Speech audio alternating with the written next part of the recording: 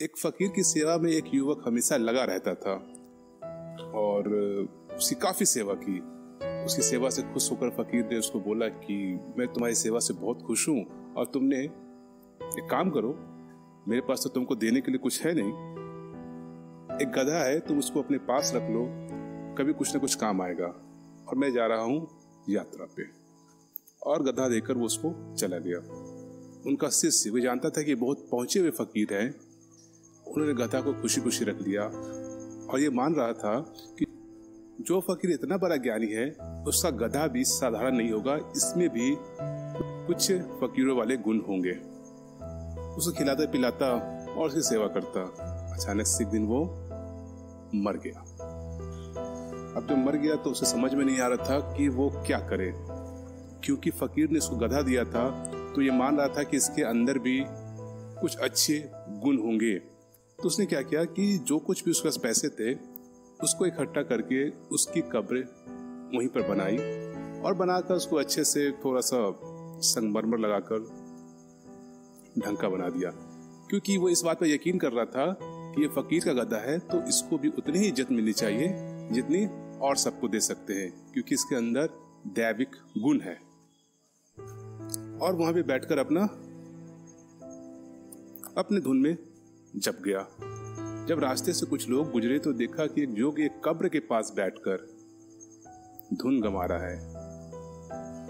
लोग थोड़ा सा सरप्राइज हो गए और उन्होंने क्या किया, वहां पर थोड़ा सा मत्था टेक के आगे बढ़ गए। एक गया, दूसरे ने भी यही किया, तीसरा आया, तीसरे ने भी यही किया और ऐसा करते करते वहां पर लोगों की भीड़ जमा होने लगी।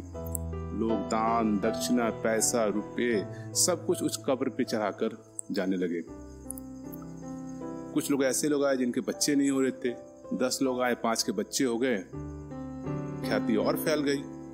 बीमार लोग आए, उनकी बीमारी ठीक हो गई, उसकी और ख्याति फैल गई। पर वो फकीर समझ नहीं पा रहा था कि ये कैसे हो रहा है, क्योंकि इसके अंदर है तो गधा ही। उसे लग रहा था कि शायद इसके अंदर गुण होंगे, क्योंकि इस गधे को फकीर ने इसको दिया था। तो वो भी चीजों को लेता रहा और देखते देखते हीरे मोती जवाहरात सब चीज की बारिश होने लगी और जो छोटी सी उसकी कुटिया थी वो एक बहुत बड़ा महल बन गया। जब काफी दिनों बाद जब वो फकीर यात्रा करके वापस लौटा तो देखता है कि यहाँ पर तो कुछ अलग ही नजारा है। कोई कब्र है, बहुत बड़ी बिल्डिंग है। उसको समझ में नहीं आ रहा था कि जो मेरा शिष्य था जो यहाँ रहता था वो कहाँ गया। और करते करते उसने पास में एक आदमी से पूछा, बोला कि भाई यहाँ पर एक बाबा रहते थे, वहां गए? वो बोला कि अरे जान नहीं पाया, क्योंकि जिससे उसने पूछा था वो उनका शिष्य ही था। वो बोला कि अरे गुरुजी मैं ही हूँ वो शिष्य। तो बोला तुम, पर ये कैसे? क्योंकि जब आप मुझे गधा देकर चले गए थे तो ये गधा मर गया बाद में, और फिर मैंने क्या किया कि इसकी कब्र को यहाँ पर बना दिया। अब देखिए इसकी दया से क्या हुआ कि सारे लोग की मनोकामना पूरी होने लगी और लोग चढ़ावा चढ़ा कर चलने लगे। आप कहाँ जाएंगे? आप भी यहीं रहिए मेरे साथ। इतना बोलने पर फकीर हंसने लगा। तो उसे शिष्य ने पूछा कि आप हंस क्यों रहे?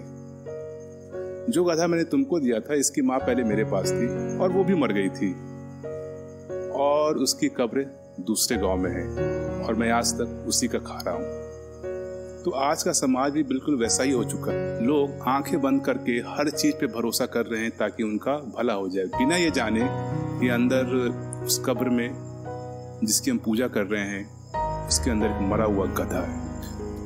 अगर इसकी तुलना आज के परिवेश में करते हैं तो यहाँ पे कब्र बिल्कुल उस स्कूल की तरह है, संगमरमर से बना हुआ, सुंदर, चमकता, जिसको देखकर कोई भी मोहित हो जाए।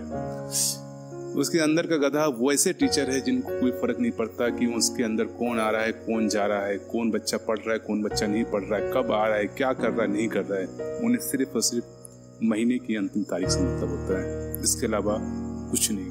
और वो प्रिंसिपल और डायरेक्टर बिल्कुल उस फकीर की तरह है जिसको सब कुछ पता है कि कब्र किसकी है, अंदर कौन है और जो लोग आ रहे हैं उनका कितना भला होगा।